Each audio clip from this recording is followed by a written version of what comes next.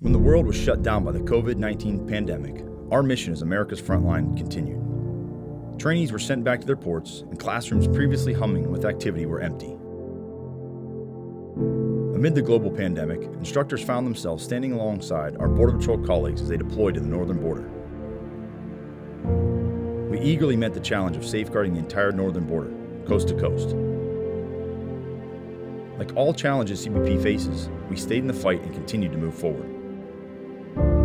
We began on-site COVID testing, limited classes on campus to support social distancing, added mandatory 2-week restriction of movement for all new trainees, and the broad implementation of new health and safety protocols.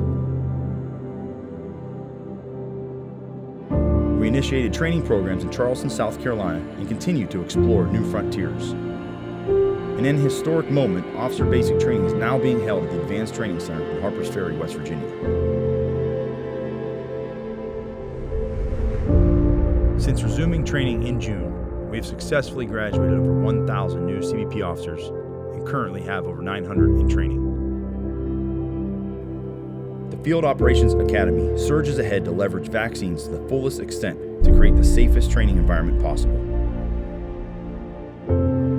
Like the rest of the world, we hope to return to normalcy soon. The Field Operations Academy will never lose sight of the mission and will continue to safely train America's Frontline.